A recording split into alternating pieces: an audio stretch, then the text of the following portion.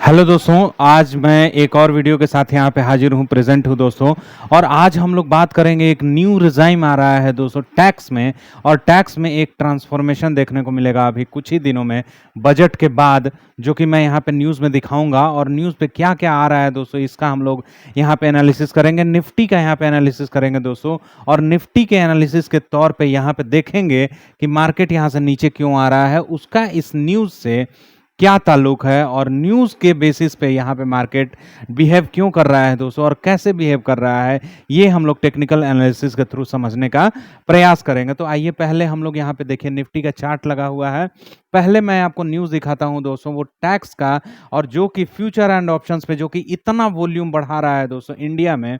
तो इंडिया में Sensex, BSE, Nifty, bank Nifty, ये सारे इंडेक्स पे फ्यूचर एंड ऑप्शंस ने बहुत ही ज़्यादा वॉल्यूम बढ़ा दिया है दोस्तों। और उस वॉल्यूम के चलते ब्रोकर्स को भी ज़्यादा फायदा हो रहा है, एनएसई, बीएसई सबको प्रॉफिट हो रहा है, लेकिन सरकार को यहाँ पे लॉस हो रहा है दोस्तों। क्योंकि सरकार चाह रही है कि जितना बीएसई और एनएसई को फायदा हो रहा है, उतना ही मुझे भी फायदा मिले दोस्तों। और वो देखिए, दो चीजें होती है यहाँ पे। एक तो एनएसई बीएसई को पैसा जा रहा है, तो उसका कुछ कुछ जो भाग है वो सरकार को जा रहा है और डेवलपमेंट के लिए जा रहा है। लेकिन यहाँ पे अगर टैक्स लगा देती है सरकार, और अगर फ्यूचर एंड ऑप्शंस पे टैक्सेशन लगा देती है दोस्तों, और टैक्स ज़्यादा लगा देती है, तो जो वॉल्यूम जनरेट हो रहा था, उस वॉल्यूम से सरकार टैक्स के रूप में पैसे कमाएगी दोस्तों, और उसको अपने फिस्कल पॉलिसीज में अपने काम देगी, और वहाँ से पैसे का यूटिलाइजेशन ज़्यादा करेगी दोस्तों। तो आइए हम लोग समझने का प्रयास करते हैं। पहले तो निफ्टी का हम लोग देखेंगे दोस्तों।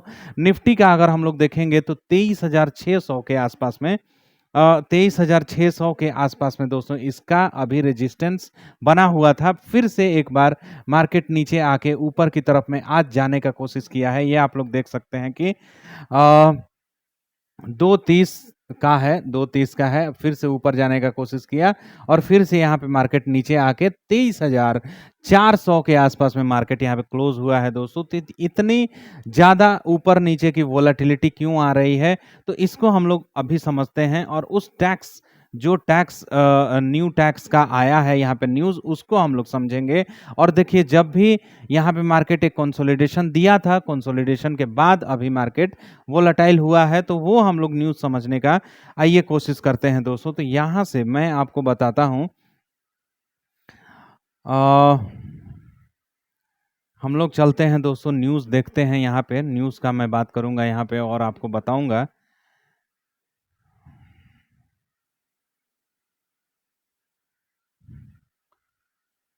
ये देखिए, ये हमारा न्यूज़ है दोस्तों। यहाँ पे आप लोग, बहुत ही ज़्यादा इंपॉर्टेंट है, ये ध्यान दीजिएगा दोस्तों कि फ्यूचर एंड ऑप्शंस, यहाँ पे मैं सेलेक्ट कर लेता हूँ। Future and options transaction is treated as speculative income in the forthcoming budget.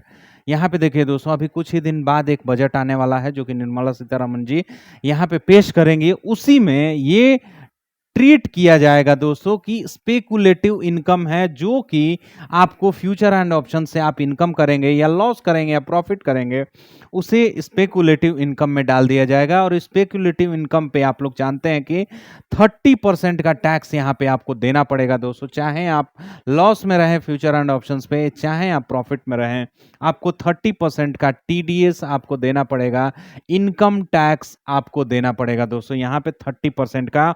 और यहाँ पे देखिए, would attract a straight 30% income tax plus 4% cess. ये गवर्नमेंट का होता है दोस्तों, गवर्नमेंट सेस लेती है, यहाँ पे गवर्नमेंट सेस होता है।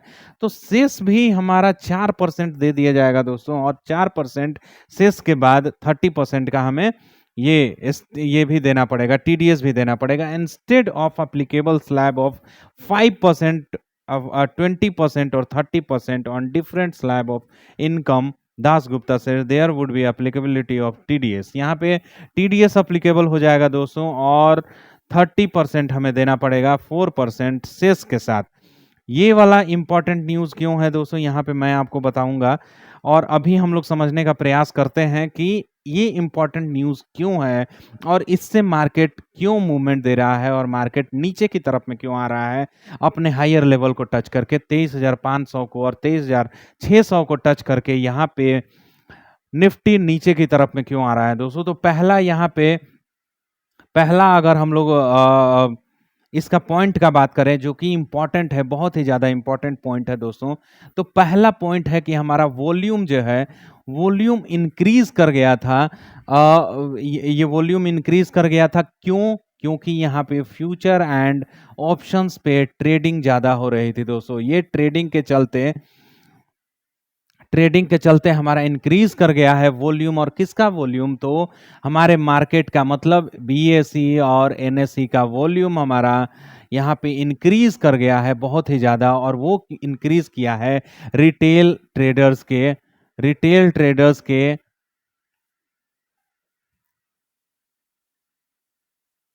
मार्केट में आने से। मार्केट में जब रिटेल ट्रेडर्स आए हैं दोस्तों, तो यहाँ पे एक डेटा पॉइंट आपको बता दूं कि 2020 मार्च 2020 के आसपास में जो वॉल्यूम हुआ करता था वो 250 लाख करोड़ रुपया था। 250 लाख करोड़ रुपया था वॉल्यूम। और किसका वॉल्यूम? तो एनएसई बीएसई में, एफएनओ में ट्रेडिंग का वॉल्यूम ये 250 लाख करोड़ रुपया हुआ करता था दोस्तों। लेकिन अभी कितना हो गया है आप लोग समझने का प्रयास कीजिएगा। अभी का मैं बात बताऊं, 2024 मार्च का अगर हम लोग डेटा देखेंगे दोस्तों, ये 7,000 लाख करोड़ रुपया ये हो गया है।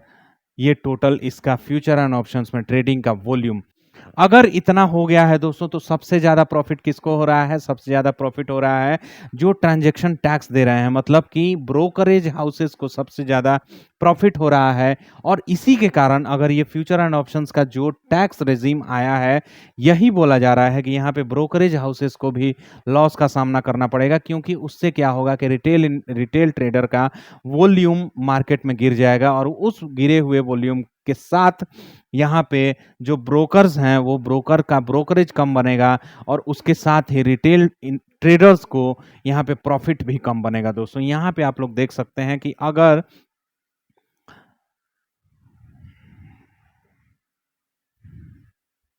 अगर हम लोग बात करें दोस्तों दूसरे पॉइंट की, तो यहाँ पे फ्यूचर एंड ऑप्शंस में दोस्तों,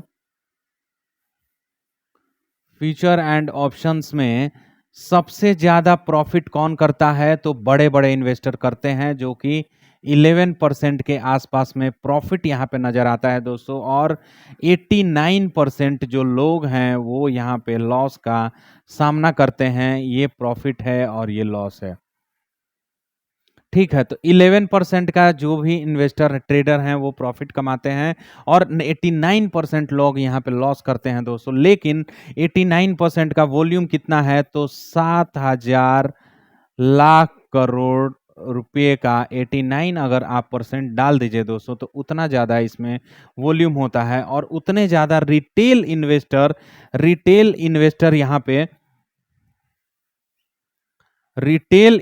यहाँ पे ट्रेड करते हैं दोस्तों। और रिटेल इन्वेस्टर का 89% लोग लॉस करते हैं। तो यहाँ पे अगर मान लीजिए कि वॉल्यूम बढ़ रहा है, एक बात समझिएगा दोस्तों कि फ्यूचर एंड ऑप्शंस पे यहाँ पे टैक्स क्यों लगाया जा रहा है? क्योंकि यहाँ पे बहुत ही ज़्यादा बड़ा वॉल्यूम है दोस्तों।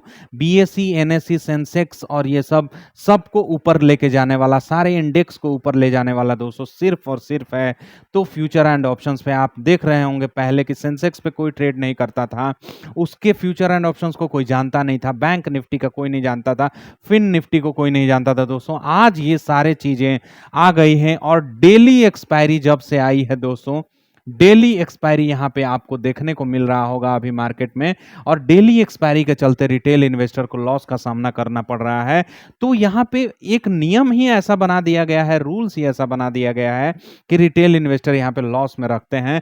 एक मैंने वीडियो बनाया था दोस्तों, मैक्स पेन थ्योरी आप लोग जानते होंगे, ये नाम तो सुना होगा। और नहीं सुना है दोस्तों तो मेरा एक वीडियो है चैनल पे, आप लोग मैक्स पेन थ्योरी का चैनल पे वीडियो है, इसको आप लोग जाके देखिए। और वहां से आप लोग को समझ में आएगा कि रिटेल इन्वेस्टर इतने ज़्यादा लॉस में क्यों रहते हैं दोस्तों। तो यहाँ पे आइए हम लोग आगे बढ़ते हैं। और ये फ्यूचर एंड ऑप्शंस का जो भी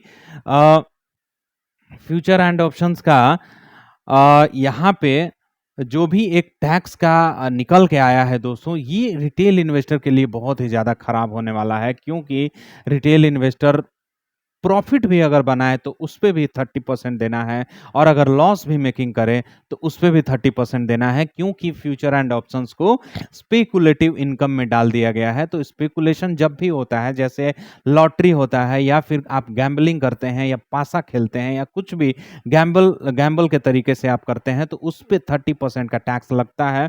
तो अगर फ्यूचर एंड ऑप्शंस को स्पेकुलेटिव इनकम में डाल दिया जाएगा दोस्तों, तो आपका जो भी प्रॉफिट है, जैसे आपने आपने अपने बिजनेस से 1 करोड़ का प्रॉफिट किया और फ्यूचर एंड ऑप्शन से आपने 30 लाख का लॉस कर दिया दोस्तों, तो टोटल जो पहले था वो देना था हमको 70 लाख के ऊपर हमें टैक्स देना था। लेकिन अभी क्या हो गया है कि हमें ये भी 1 करोड़ प्लस ये 30 लाख जो कि लॉस किया है हमें, ये 130 लाख के ऊपर, 1 करोड़ 30 लाख के ऊपर आपको टोटल टैक्स देना होगा। टोटल टैक्स देना होगा दोस्तों। और ये जो है 1 करोड़, ये तो आपके टैक्स स्लैब में आएगा, जैसे कि आपका 30% यहाँ पे आपका टैक्स स्लैब लगेगा, क्योंकि ये आपका 10 लाख रुपीज से ऊपर है, 10 लाख 15 लाख जो भी स्लैब है आप देख लीजिएगा। और ये 30 लाख पे जो कि आपने लॉस बनाया हुआ है दोस्तों, इस पे आपको 30% देना होगा, क्योंकि ये फ्यूचर एंड ऑप्शंस है और स्पेकुलेटिव इनकम में आ रहा है ये। तो इसके चलते अभी जब बजट आने वाला है दोस्तों, बजट बहुत ही ज़्यादा यहाँ पे एक नेगेटिविटी लेके आएगा, और उस नेगेटिविटी के चलते मार्केट इसको रिस्पेक्ट नहीं करेगा दोस्तों। यहाँ पे जो मैंने निफ्टी का बताया था, निफ्टी उस दिन मार्केट गिरेगा, नीचे की तरफ में आएगा दोस्तों निफ्टी।